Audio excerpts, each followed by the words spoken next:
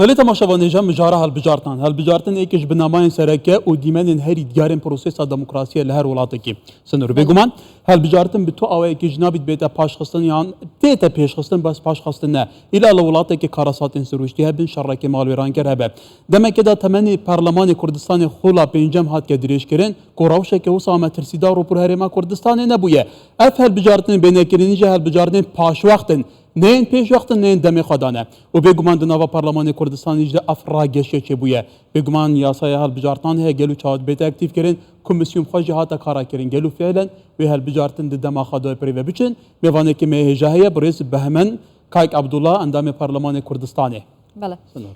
کاک بهمن شباش زور سپاس کمیانی کردستان 24 دمید با کورتی بپرسم که بوچی امروز یکیتی لگلوانه بو که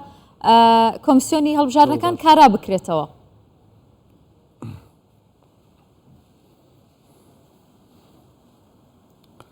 سرتها زۆر سپاس طبعا کارەکردنەوەی کۆمسیۆن پێم وانییە ئیشێکی ئەوەندە گەورە بە یەکێتی وا لە خۆی گەورەی کرد و سەرۆکی پەرلەمان ئەو فەوزایی دروست کرد و فراکسیۆنی یەکێتی فەوزایان دروست کرد چونکە ئێمە دەنگمان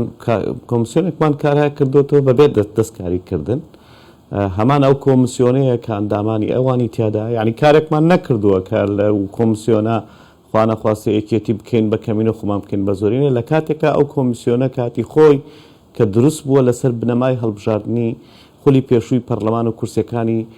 حزبەکان بۆ لە خولی پێشووی پەرلەمانەکە ئەو کات پارتی 38 کورسی هەبوو بە پێی ئیستیحقاقی ئێستا دەبا ئێمە لەسەر ئەو 45 کورسیە کارەمان کردێتەوە بەڵام ئەوەشمان نەکرد لە پێناوی ئەوەی کە انتخابە هەڵبژاردن دوانەکەوێەوە بیانوش نەدەینە دەست یەکێتی بۆی هەڵبژاردن دۆ بخە ئێستاش کۆمسیۆن کارا کراوەتەوە من پێش تقریبان 21 ڕۆژ بووە بزەم هەر لەم کەناڵی ئێوە بوو و لە کەناڵێکی ترژوتم یەکێتی هەموو شت دەکا بەس هەڵبژاردن ناکە بۆ هەڵبژاردنان ناکە بۆ هین توێ باوەریەدانێ یەکێتی ڕێگرە سەرەکە کو ئەف پرسە نەکەویتە سەر ڕێخوا ڕاستەقینە بوو نمونە یاسانەیەتە تعدیلکردن کۆمیسیۆن جیهاتە ئەکتیڤکردن بێ بەشداریاوان ئەوا بووکەت پەرلەمانیدا دروست بووی گەلو بوو سەدەم چییە وەکو هین بێژن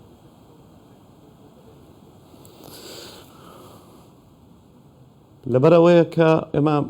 کە قسە دەکەین بە بەڵگە قسە دەکەین ئەنی لە ساڵی پێشوو کە ئەم ساڵمان درێژ کردەوە ئەوان بیان لە سێمانگی ئەخیری تەواوبوونی مدەتی پەرلەمان کە لازموا بوو کە 6 مانگ پێش ئەوە ئێمە کۆمسیۆن کارا بکەینەوە و ئەگەر یاسا هەموار بکرێتەوە هەموارمان بکرێت بۆی هەڵبژاردن بکرێت بەڵام ئەوان 3 مانگی مابوو خولی پەرلەمانی تەواو بێ داوای هەموارکردنەوەی یاسا و داوای کێشیان بۆ کۆمسیۆن دروست کردووە لەگەڵ ئەو حزبانە هاوپەیمانەتێکیان دروست کرد کە کۆمسیۆن و کارەکردنەوەی کۆمسیۆن و هەمواری یاسای هەڵبژاردن ببەسرێتەوە بەیەکەوە ویان کرد کە ناچار دواتر پەرلەمان درێژ کراوە لەو مودەتێک کە درێژ کراوەتەوە لە مانگی 11 ساڵی 2021ەوە ئێمە داوایان لێ دەکەین وەرنە پێشەوە بە هەمواری یاسای هەڵبژاردن ئەوەی کە خۆیان پێشکەشیان کردو یعنی پارتی لەم ساڵدا هەمواری پێشکەش کرد ئەوان پێشتر پێشکەشیان کردووە وەرن کاکە ئەو هەمواری خۆتان بخەنە بەرنامەی کار سەرۆکی پەرلەمان ئامادە نەبوو بیخاتە بەرنامەی کار و فراکسیۆنی یەکێتیش ئامادە نەبوون بیخەنە بەرنامەی کار تەنانەت ئەوان ئامادەنین بێن گفتوگۆ لەسەر هەمواری یاسای هەڵبژاردنش بکەین ئەوان کۆمەڵێک بیانویان هەبوو لە دانیشتنەکانیان لەگەڵ پارتی ئەوە بوو کە یەکەم ئەیانوت کوردستان بکرێتە 4 بازنە وتمان لاریمان نییە گوتیان ئەم ئامارەی کوردستان لە کاتێکە ئەم وەزارەتی پلاندانان بەدەست وەزیرێکی یەکێتەوە وتیان ئامارەکە دروست نییە ئێوتمان باشە ئاماری عێراق وتیان ئاماری عێراق وتمان باشە وتیان کاکە ئەو ئەجهیزانەی عێراق دێنین بۆ دەنگدان وتمان هیچ کێشە نییە ئەویش وەرن کاکە ئینتیخابات بکەین لەسەر هەموو شتەکان ڕێککەوتین لەسەر پێکاتە ئەوان وتیان کاکە ئێمە دەبێ بڕیار بکەین ئەخر ناکرێت پێکاتەی نەتەوەی ناکرێتەوە بڕیار لەسەر چارەنووسی ئەو بدەیت نە پارتی بۆی هێنەیەکێتیش دەبێت خۆیان بڕیار لە چارەنووسی خۆیان بدەن دوای سەرڕای چەندین دانیشتن نەگەین بە هیچ ناچار ئەو جارە پارتی وتیان پارتی و یەکێتی ڕێککەوتن کە نەتەوە یەکگرتوەکان پێشنیار بدا بە پێی زانیاری ئێمە ئەو کات کە نەتەوە یەکگرتوەکان لە کۆبنەوە بەشدار بوون دواتر لەسەر داوای یەکێتی 3 پێشنیاریان داوەتە یەکێتی هەرسێکی ڕەفز کردەوە بۆیە یعنی هەستمانە کرد یەکێتی ئیدی خەریکە بە مۆماتەڵە بەکات دەکا و ئەم دەرفەتش لە دەسەدا یعنی هەرچەند ئێستا ئەمڕۆ 22 مانگە 4 ڕۆژ تێپەڕی بەسەر ئەو مۆعدەی کە ئێمە بڕیار بوو کۆمسیۆن کارا بکەین ئەو بۆ ئەوەی کۆمیسیۆن 6 مانگی لە پێش دەست بێ ئێستا لەو ئێمە لە عەدی تەنازولین چکە لەو 6 مانگەوە 4 ڕۆژ ڕۆیشت ئیتر دوێنێ ئەمە ئیزافە کرا بۆ بەرنامەی کار ئەمڕۆ خراە بەرنامەی کار سەرۆکی پەرلەمان ینی بە شێوازێک تەعاملی کرد ئەمڕۆ بەڕەبەداخەوە ینی بەڕێز ڕێوازخان ئافرەتێکە دکتۆرای هەیە لە قانون و باش دەزانێت کە ئەگەر جەلسەش هەڵبگیرێ ئەوها هەڵناگیرێ و ببێ هیچ هۆکارێک جەلسە هەڵناگیرێ پێشما بوو پەلەی کرد لە جێبەجێکردنی پلانەکەی کە لەگەڵ فراکسیۆنی خۆیان دایان نابوو ئەگینا خۆی پلانەکە وا بوو کە ئەو جەلسە دەست پێ بکە و نقطە نیزامەکانی ئەوان وەرگری و فەوزات دروست ببێ ئەو جا جەلسە هەڵگرێ بەس جەنابی پێما بوو کەوتە هەڵەیەکەوە کە ئەو هەڵەیەش بۆ ئێمە بوو بە خێر کە دەسەڵاتی قانونیدا بە جێگیری سەرۆکی پەرلەمان و توانیمان جلسەکە بەڕێوە ببا جا دوای ئەوەی کە ئەمڕۆ لە پەرلەمان ڕوویدا لە گرژی و ئالۆزیەکان لە کاراکردنەوەی کۆمیسیۆن کاک بەهمەن خۆتان دەزانن کە یەکێتی و پارتی لە گفتوگۆ و دانوستاندندا بوون کۆبوونەوە هەبوو لە نێوانیاندا پرسیارە گرنگەکە ئەوەیە کە لە دوای ئەو ڕووداوانە و پێشهاتانە ئێستا هەڵبژاردن لەوادی دیاریکراوی خۆی ئەنجام دەدرێ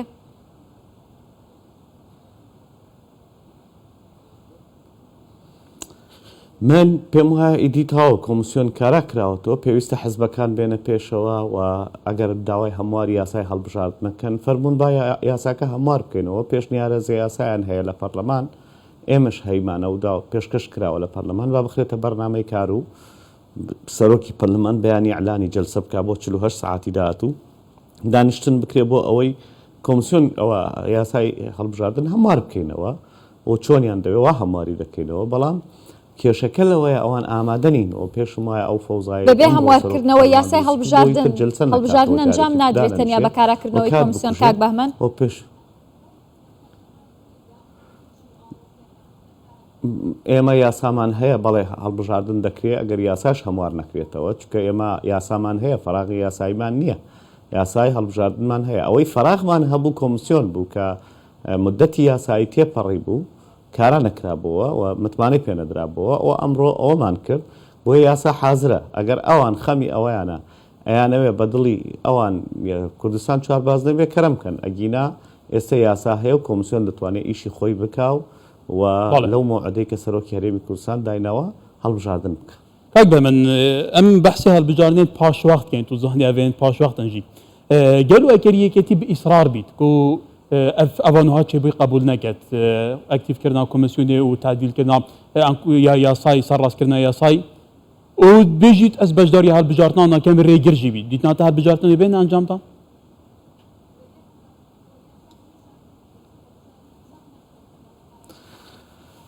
واللهی من قسەیەک ئەوە جاری پێشوشە و قسەیەم کرد لەم کەناڵەوە ئێستش دەیکەم ئەوە ڕای شخصی خۆمە ئەوە ڕای حزبەکەم نییە و ڕای فراکسیۆنەکەشم نییە ئەوەی ئەو تەمەنەی کە من لە ناو سیاست بردوومە سەر و لە پەرلەمان و لە تاجاربم لە ناسینی یەکێتی بە هیچ شێوەیەکی یەکێتی لەگەڵ هەڵبژاردننی یاخوا ئیشێک نەکەن کە لەمە خراپتر بکەن هیچ ڕووی نەداوە یعنی بربەجددی لە بەیانیەوە من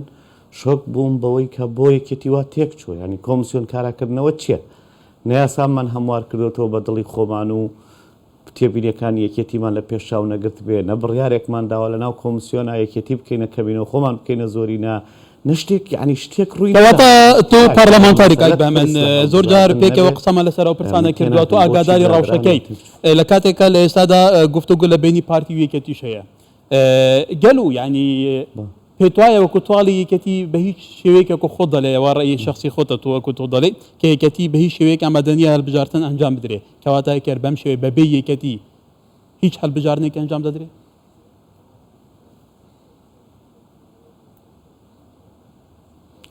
واللهی من ناتوانم وەکوی وتمیش ئەوە ڕای شخصی خۆمە من ناتوانەوە بڵێم کە بەبێ یەکێتی هەڵبژاردن دەکرێت یان ناکرێت ئەوە دەگەڕێتەوە بۆ کۆمیسیۆن دەگەڕێتەوە بۆ بڕیاری حزبە سیاسیەکان بەڵێ بە تەکید پارتی و یەکێتی دانوستاندن هەیە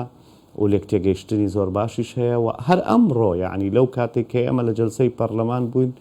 وابزانم دوای کاتەکەی ئێمەش بوو کۆبنەوەی ئەنجومەنی وەزیران بوو کە کوتلەی وزاری پارتی و کوتلەی وزاری یەکێتی بە سەرۆکاتی سەرۆکی حکوومەت و جێگرەکەی کۆبوونەوە لەسەر ڕێخستنەوەی داهاتی کوردستان ڕێککەوتون و زۆر هەنگاوی باش چوونەتە پێش یعنی ئەوە نییە ئەمە کۆتایی دنیا بێ وەکوتم بەجددی من حەزەکەم لێرەوە لەم کەناڵی ئەوە ئەو پرسیارە ئاراستەی یەکێتی و هەموو خەڵکی کوردستان بکەم چ بووە یعنی چ ڕووی داوە ئەمڕۆ ئەسەن ئەوان شەڕیان فرۆشتووە ئەوان شتومەکی پەرلەمانیان شکاند ئەوان بەدەبە لە برادران و ئێمەیاندا ئەوان هێرشیان کرێ سەر جێگری سەرۆکی پەرلەمان یعنی ئەو فەوزایە ئەوان دروستیان کرد سەرۆکی پەرلەمان سەرەتا فەوزەکەی دروست یەکەمم کە وەڵامەکەی باش وەرنەگرت خۆمان لە ناو ئەوەستان ئەسڵەن دەنگدانەکەشمان بە پێوە کرد بەڵێ کاک بەهمەن ئێستا یەکێتی پاساوی چییە بۆ ئەوەی کە نەیویست بەشداری بکات لە دانیشتنی تایبەت بە هەموارکردنەوەی بە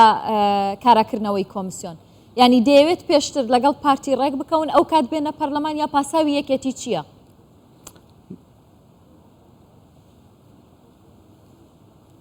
تەنها یەک پاساویان ئەوە بوو کە ئەبێ مەسلەی پێکهاتەکان ئێمە بڕیاری لەسەر بدەین ئەوەش پارتی دەڵێ من بڕیار لەسەر پێکاتە نادەم دوایی ئەوان داوای لە ئومم متحیدە کردو و متحیدە پێشنیاری کردو ئەوان بە هیچ ڕازی نابن یعنی مشکلەکە ئەوەیە کات دەکوژرێ دێت و دەچی نازانی چەند بەبا بەوەرە پێکاتە چۆن دابشکەین لەسەر چه بنەمایەک دابشکەین لە ئەوەڵەوە سەرەتا بۆ معلوماتتان ئەوان داوایانە کرد کە لیستی تایبەت بە خۆیان هەبێ باشە لیستی تایبەت بە خۆیان ئێستا ئەو کارتی نیشتیمانیە دەرچووە نە ناوی نەتەوەی تیانە ناوی ئاینی تایە یعنی هیچی تیانە هەمووی عێراقی نووسراوە تۆ چۆن ئەمە لە یەکەکەیتەوە کابرا بچێ بۆ دەنگدان چۆن بزانیەوە دوای خۆیان هەر خۆشیان پەشیمان بوون ینی پارتی وتیە گەردەکرێ و لیستێکی تایبەت بەوان هەیە لاریمان نییە لەوەش ئەگەر خۆیان ڕازی بن نەکە ئێمە بڕیان لەسەریان بدەین دوای هەر یەکێتی خۆیان پەشیمان بوونەوە کە ئەو کارە ناکرێ ئێستاش پێم وایە هیچ بیانویەک نەبوو یعنی بەجددی تۆ پێم وایە ئەرکێکی قورسمان لەسەر شان یەکێتی لا بردی ئێمە کۆمیسیۆنمان کارا کردەوە فەرموو ئێستا بەشێکی مۆزوعەکە تەواو بۆ وەرن با ئێستا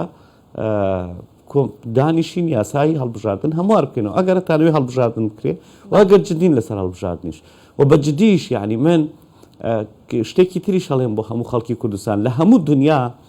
حزبی یەکەم حزبی خاوەن حکوومەت و خاوەن زۆرینە لە حکوومەت و پەرلەمان